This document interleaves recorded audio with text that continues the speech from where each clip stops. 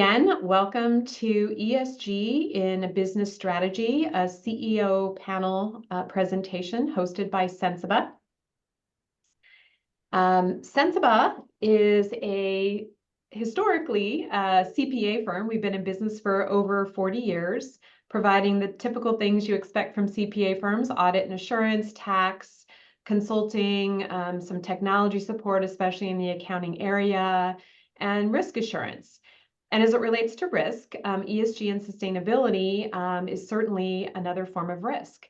So we have now engaged in consulting services around helping clients become more sustainable businesses, which in turn has improved their financial performance. And we're going to talk a little bit more about that today. Next slide. So actually, before we jump into who our panelists are, which you can see on the screen, I did want to mention that the purpose of today's session is to help business leaders understand how some of their leading peers approach the topic of sustainability and ESG in a way that's complementary to their broader strategic initiatives. When done correctly, this creates a roadmap for action, provides key insights to operationalize and execute on a concrete sustainability strategy, and it prepares companies for upcoming mandatory and voluntary disclosure requests from key customers and stakeholders. Regulatory standards are emerging that dictate harmonized sustainability reporting. In Europe, the Corporate Sustainability Reporting Directive, known as CSRD, went into effect this year, which requires disclosure on a range of sustainability issues. And here in the US, California passed the Climate Data Accountability Act in October of 23, which requires large companies to report on their greenhouse gas emissions and their climate-related financial risk. This includes any company over a certain annual revenue threshold that sells products or services in the state of California. The US SEC also ruled in March of this year to begin requiring public companies to report their GHG emissions. It should be noted that both of the US-based regulations are currently being challenged in court, of course, and the SEC has currently stayed its own rule to minimize confusion. We have representation today from CEOs of two different companies that operate in separate industries and at different scales. So I'm excited to explore some common themes as it relates to integrating sustainability principles into core business strategies to drive tangible return on investment and mitigate financial risk. First, we have Carrie Mayo, who is the owner and president of Mayo Designs, a proud B Corp and 1% for the Planet company. As you all know, when the demands of your business grow, so does your need for your marketing budget to deliver results. Mayo provides sustainable, scalable support from strategy to execution, helping you allocate resources to ensure nothing is wasted for your business or the planet. Our second presenter or panelist is Eric Hudson, and he is the founder and CEO of Preserve, also a proud B Corp, which was organized from the start as a sustainable business. After studying the recycling system, Eric noticed a missing link. More people were recycling, but very few manufacturers were putting recycled materials to good use. In 1996, Eric addressed this gap by founding Preserve and dedicating his new venture to using the Earth's resources more efficiently and responsibly. Today, Preserve is a dynamic, environmentally focused lifestyle company offering consumers a range of recycled plastic and plant-based products for both in and out of the home and multi and single use. All right. You ready? Let's jump in. I'd like to start by having each panelist add anything important I may have missed in my intro, and then provide a brief overview of how you approach sustainability and ESG within your respective businesses. I know, big question. Consider how it's impacted your operations, decision-making, employees, and/or your segment of the market at large. And Carrie, let's have you kick us off. Well, thank you, Karen. Thank you, everybody at Sensiba. Thank you for everybody that's a part of the session today. You know, sustainability at Mayo is way more than just a business strategy for us because it is really a part of our culture. And because of that, there's a notable difference in so many areas of our business. I heard you say, Karen, that we've adopted a zero waste philosophy, and we mean it. You know, we emphasize that waste isn't acceptable, whether that is in your marketing budget or for the planet. And this principle alone is truly what guides our decision-making processes in all aspects of our operations. You know, you said maybe to get a little bit specific here, and a few things that come to mind are internally, you know, we are addressing some office sustainable practices. And that definitely saves us money. It definitely reduces our footprint, but it also allows us to pass those savings on to our clients. So we see that as a win-win. And in our industry, you know, we're notorious for ordering promotional materials. But now, you know, we're able to do that in a responsible way and source these materials locally, or select partners that also have a commitment, like Eric's company, to recycled materials. But it doesn't stop, you know, at the office level, because also on the employee side, I wanted to say that we have a high retention rate, and it's also because of this principle. People want to work for companies that align with their values. And the way that we do this is we're giving our employees the power to choose how we donate our money, how we donate our services, or where we spend our volunteering time. So you're going to hear this from me a lot because I come from the marketing perspective, but this is what authentic marketing looks like. It is, in fact, our USP. And funny enough, we hear from so many of our clients, this resonates with them. They're often pitching themselves to us to work for us, and or, you know, sending referrals our way, whether that's referrals for companies they think we should work with, or it's referrals to people they think we should hire. So it's come in so many different ways, and it's just absolutely super fun. That's amazing. Awesome. Eric, how about you? Awesome. Thank you. Thank you, Carrie. And thank you everyone for joining today and inviting Preserve and me to be here. I'll just bridge a bit on what Carrie was just saying. What we do at Preserve and why we founded this company to have a lighter impact on the earth and deliver products to people globally that are highly functional, very satisfying, and less impactful, has resonated with our what we call preservers since we launched the company in 1997. So to say that, you know, there's a market interest in this products is really an understatement, and it's only grown since 97 to today in 2024. So we are happy to be in this space. It's extremely fulfilling for all who work at Preserve, and I would say our customers. You know, it's awesome how often we hear, you know, thank you, Preserve, or people start smiling and getting excited by what we do. No question that our ESG initiatives, though we certainly didn't call it that back in 1997, have led to people being attracted to working at Preserve, led to retention. We have very low turnover, and we have a highly engaged and motivated team.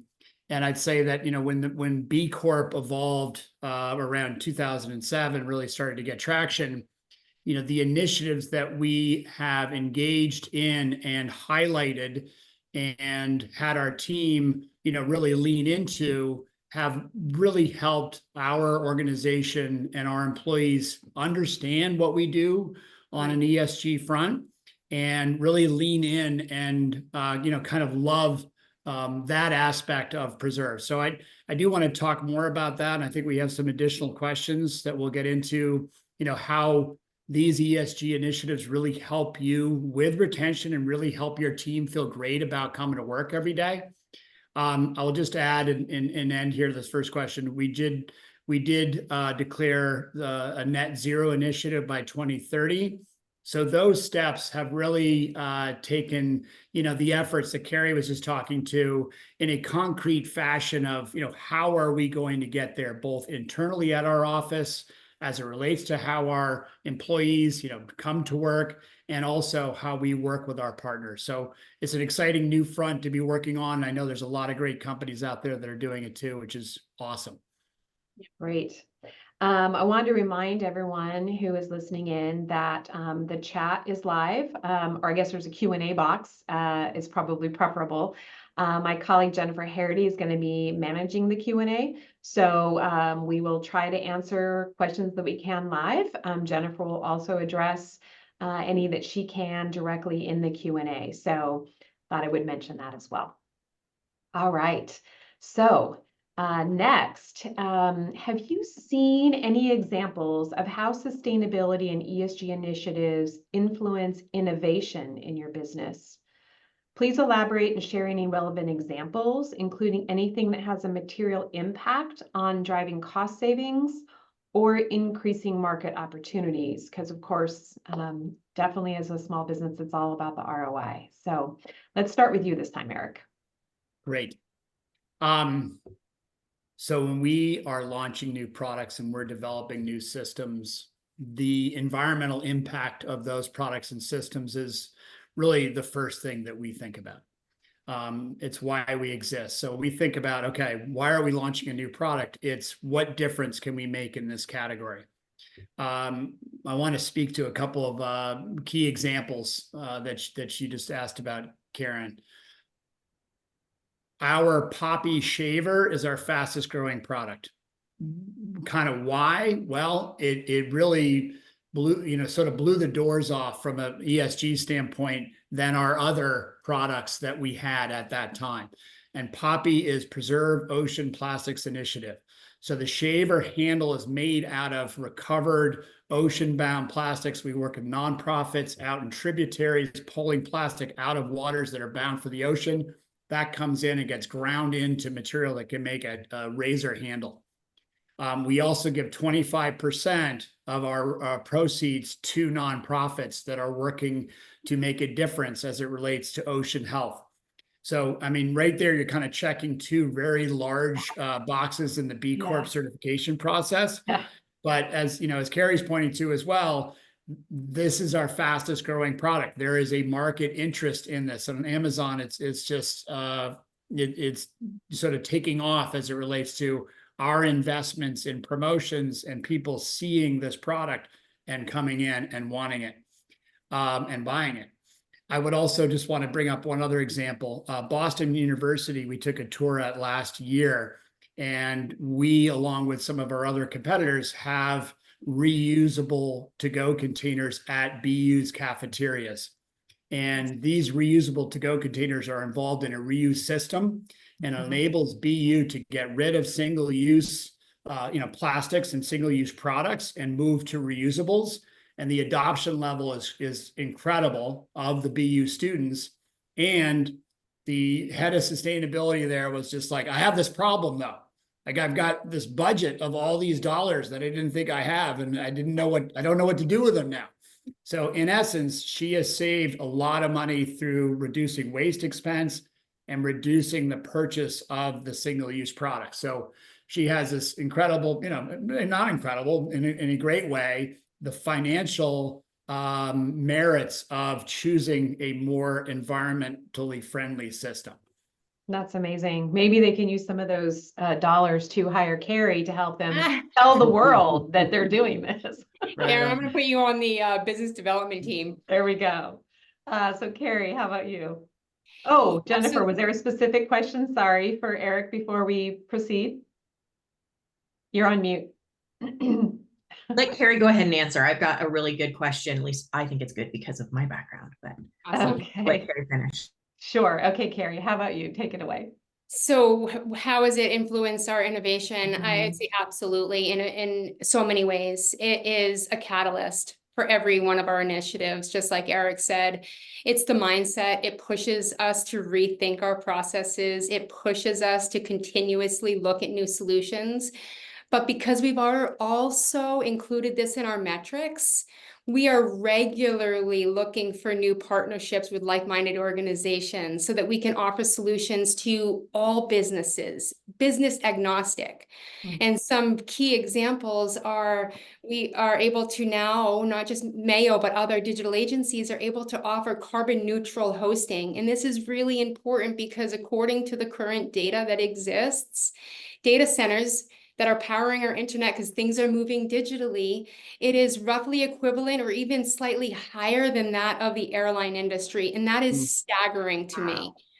but we're part of the solution. So the little wins along the way. Other things that we can do is offer ADA accessibility. Let's make websites accessible to all.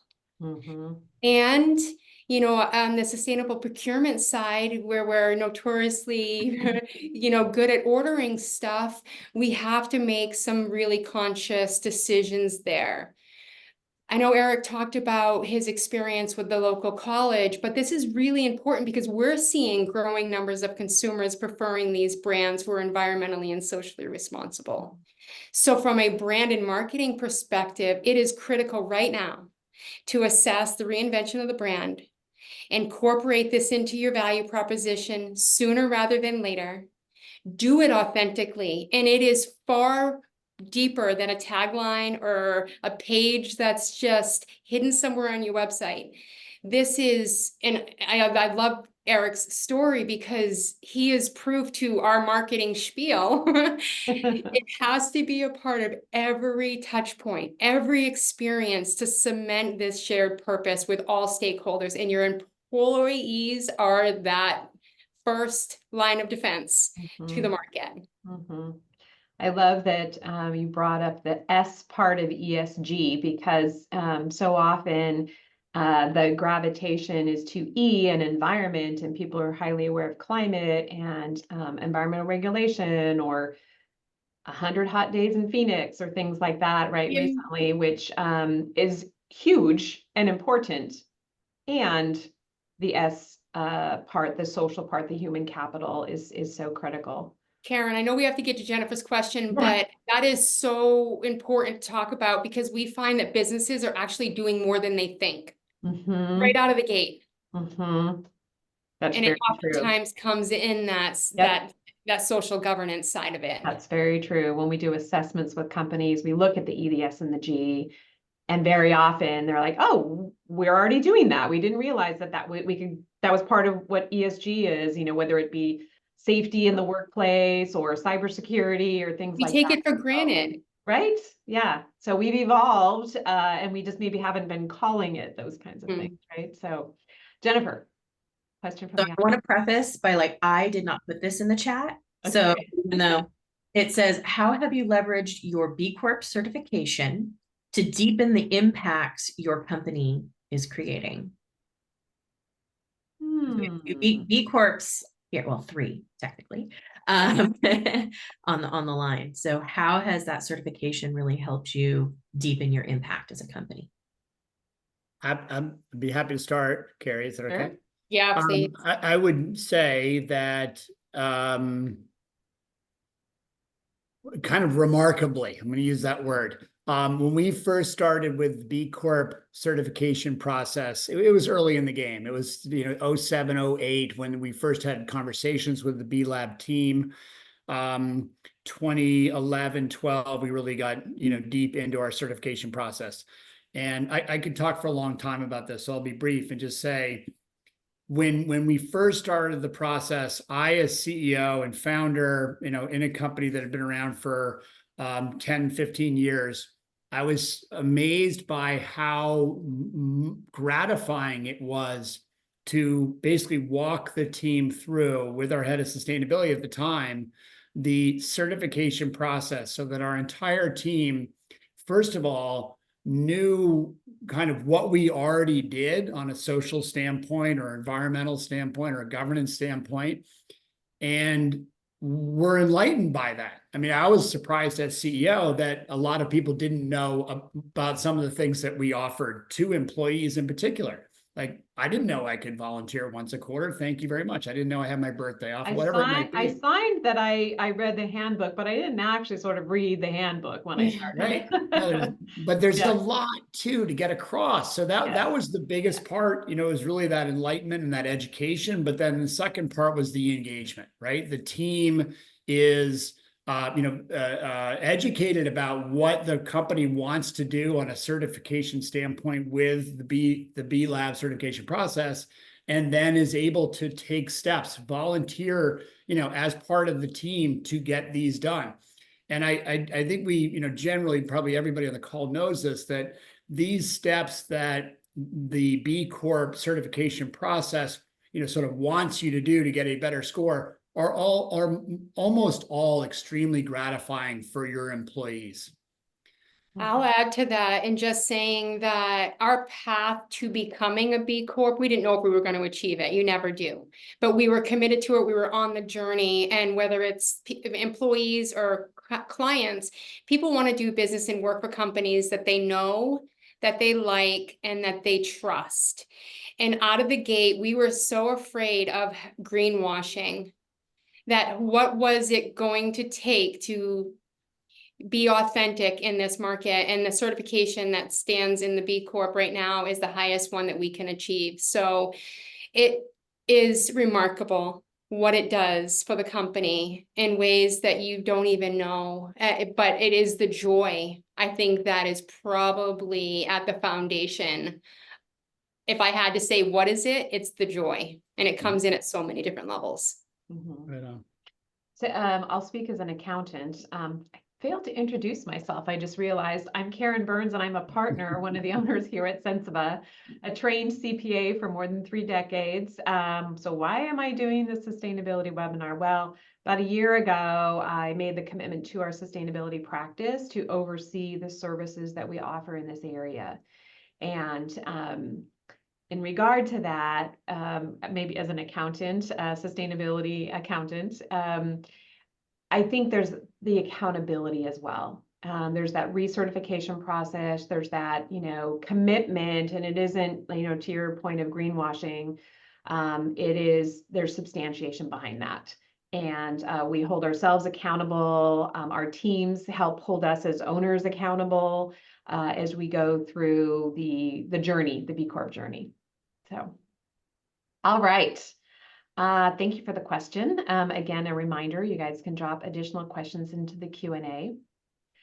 In my opening remarks, I did mention that there is a lot of regulation either currently happening or it's pending, both at the state and the federal levels in this country, as well as in key global markets. And those implicate companies of all sizes. So I want to take a deeper dive into the role of sustainability regulation and how that influences corporate action. So Eric, for you, how do you anticipate the evolving ESG regulatory environment will affect your business? And explain maybe the basis for how you're approaching regulations and how your products are going to rise to the task. Right on. It's really not anticipate because it's happening now, right? I mean, it's going to be happening more too. But we already have concrete examples of where regulation in a number of handful and growing states is affecting Preserve and our offerings. And I'll give a few examples. That it's the normal states that you think about, the Californias, the Colorados, Oregons of the world, but Massachusetts, New Jersey, Washington are right there as well as Maine. And there's specific regulation that absolutely affects Preserve. There are regulations that require recycled content and products, that limit the use of single-use products, that demand the recyclability of a product or the compostability of a product. Almost all of those are products. Our products, because we've been focused on sustainability, comply, and that's awesome. We've been ahead of the curve. So I think my message here is watching these regulations come out, watching California, because they're always ahead of everybody else. And a lot of times we'll look at it and say, wow, what are these guys doing? But then 4 or 5 states are following, and make sure that you're putting in practice steps there that will comply to these ordinances and these regulations and laws. I do want to give 2 specific examples. And again, to your question, we are taking steps as well to be compliant. But in Canada, even though we make a product out of recycled polypropylene, they also required a washable and reusable requirement. So we went and did steps to be certified as being a washable product to be compliant in Canada. And that was successful and worked. We also look very much at, the number of certifications that our products can get and choose the right certification that prove out that you're compliant. Certifications have become much, much more important. When it relates to compostability, we chose CMA as one of our certifiers, and they are, sort of real composters in the workplace, certifying products that actually do compost in the composting facility. So we looked at that, spoke with them and said, okay, this is really being compliant because we're working with the people who are actually ensuring that a product is compostable or not. I want to add something, and I apologize because I did not give this to you in advance, but thinking about your response, last week I attended an event for manufacturers in California, in the San Francisco Bay Area, and there was discussion about the climate disclosure regulations and doing your accounting for greenhouse gases, and the tone was that this was just too burdensome, too expensive, and it wouldn't result really in any changes. All you're doing is just measuring something and it's a number. And so companies can do just that. They can go out and they can create some measurements to fill out a form to stay compliant with something. If you're a manufacturer on this call today, you might have, heard that presentation and say, yeah, let's fight it. We don't want to have any of these extra rules that are requiring us to do these kinds of things. Can you perhaps provide an alternate view? Or are you kind of in Carrie, this? do you want to go Yeah, first? it's too expensive. No, I Yeah. have a view. Carrie, you want to go or you want me to go? No, please round us out. Yeah. Okay. Yeah. The way I'd start, in full disclosure, I also work on an Acton Green Advisory Board. So we're measuring our greenhouse gas emissions in the town of Acton in Massachusetts. And we do it at Preserve as well. You can't reduce, or you can, but it's better to reduce after you measure. You measure, you understand where you are, what's contributing to the biggest impact you're having, and then you focus your reduction on those places. I would say that, yeah, it's not easy. And any of these kind of greenhouse gas emissions, full carbon plans take a lot of work. But I would also say that regulation is coming. Again, California's first. I think it's going to happen. I think it's going to happen more and more. It's happening in Europe. It's going to happen in the United States. State by state will take this on. It may happen more in one administration than another, in the sense that if Trump wins, then maybe states get more active, and to be compliant and selling and working in a state, you will need to take this on more and more, I believe.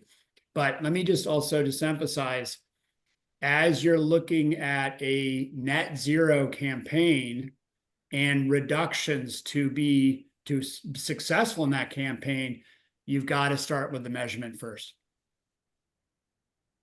Thanks. Okay. I don't know if you have anything specific. I know since Eric's a manufacturer, I just wanted to touch on that because I happen to be at a manufacturing event, but would love to hear your perspective as a leader in professional services. So I know that you play a significant role in shaping how your clients strategically position themselves. Are your clients beginning to field requests from key stakeholders relative to sustainability disclosures? And if so, I believe that's probably true. How are you helping them to respond? Yeah, it's so synergistic to what Eric is saying. We are really helping our clients measure what matters. And we're doing that with, direct to their clients, whether it's stakeholders, we're reporting on compliance, and we're doing that in, standard KPI dashboards or in true impact reports. On the marketing side, right, we're guiding our clients to authentically incorporate this into their brand narrative. Certification is one thing, but greenwashing is also an equal force. But from a true brand and marketing perspective, we have gone all in on this because we have seen firsthand that delaying this will pose a risk for a possible reputation damage, as well as mismarketing opportunities. So being, I've drank the Kool-Aid, guys, but I've also seen the results of this across dozens of different leadership levels with our clients. This is a big contributor to the bottom line, but also to our greater societal goals. Right, right. I'll repeat a quick story that we talked about in our last CEO panel for anyone that was listening in then. But I think about the market opportunities and the way you present and carry right in line with what you were saying. Sensiba recently rebranded. I guess it's been about a year now, but when we did so, we needed, of course, replace swag and those kinds of things. Jennifer's picture is displaying one of the shirts.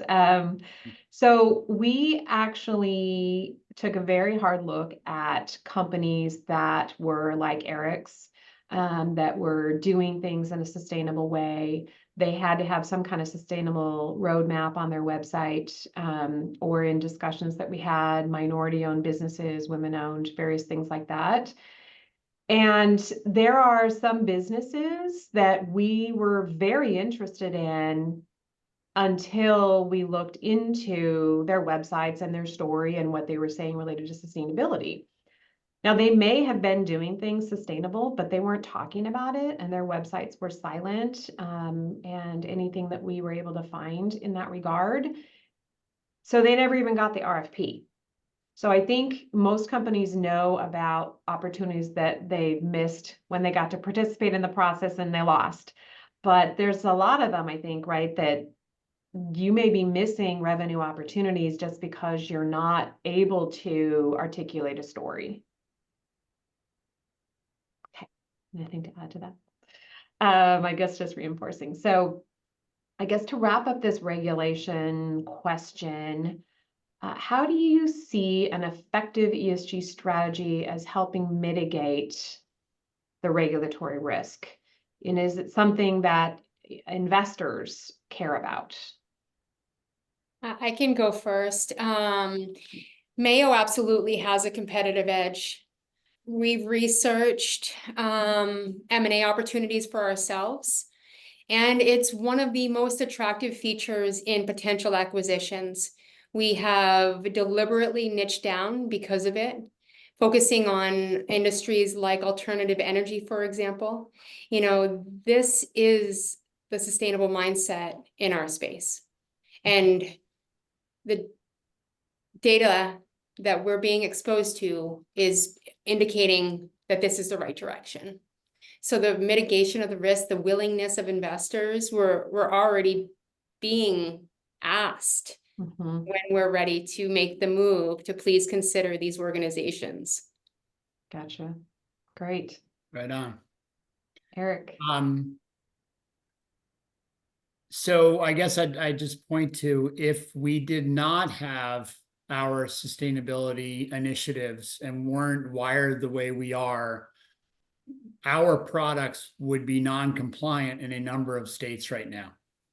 The fact that we are on the, not to pat ourselves on the back, but what have you, on, the cutting edge of sustainability and looking at alternative materials, looking at, operations and renewable energy with our manufacturing partners, all of these steps that we're taking to reduce our impact and try to achieve net zero are making us compliant.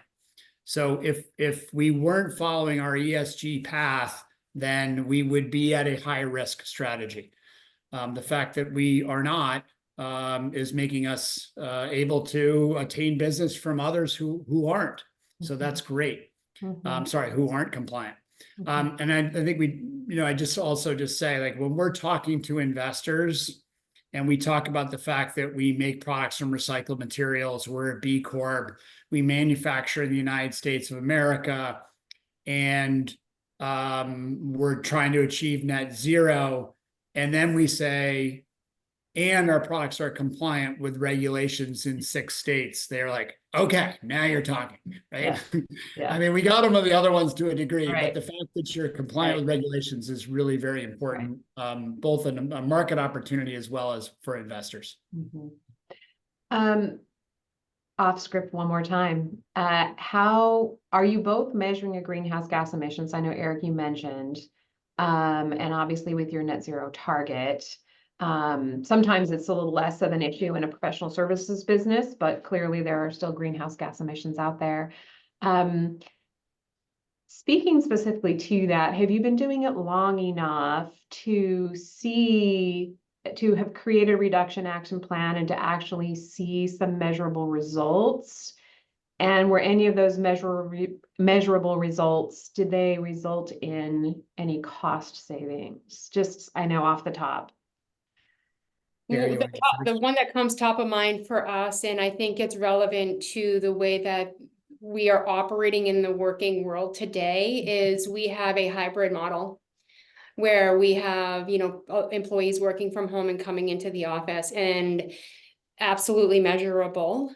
And because we can get specific to that degree, then not only can we see the choices that we're making to retain our clients and be competitive in that landscape, but yes, it has an impact on those numbers. And Jennifer, I'm going to give you a little bit of a shout out. She's been a great guidance for us in this whole process.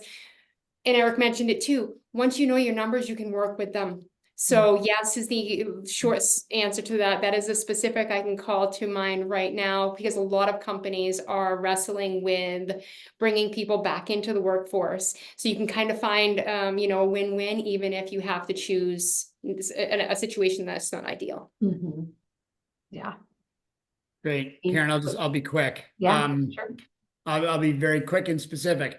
We launched paper board and paper bag packaging that replaced, recycled plastic materials, but it is less expensive than what we currently had, what we had before. I would imagine a lot of companies looking at a plastic bottle or what have you, a number of different types of packaging in sourcing something that's more minimalistic and is more towards a recycled paper can be less expensive.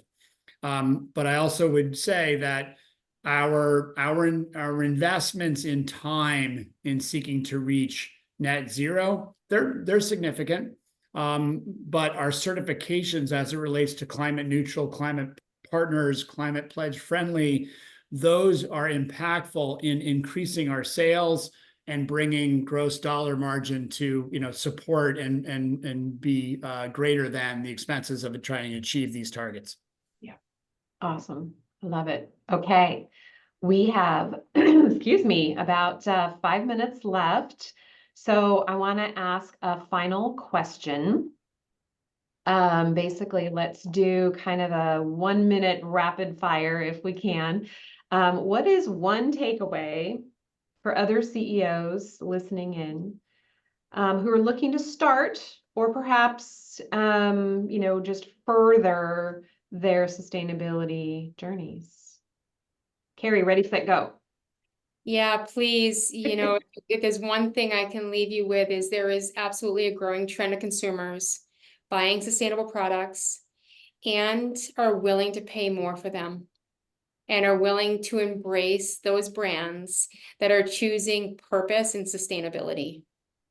I would think I said 1 minute. I think with marketing, you probably know a little bit about demographics, right? So the demographics of the buyers are sort of shifting to these younger generations who care about Demographics, psychographics, geographics. If you want to talk graphics, yes.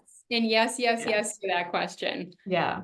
I mean, there's old people like me who care about that stuff too, but by and large. It's a growing trend. It's the way that they're communicating. It's the language that we've learned. We've adopted it across each industry so that we can speak to them directly, even though it's a little change in the language. Yeah, great. Eric. Great. 3 things. One of them is just what Carrie said too.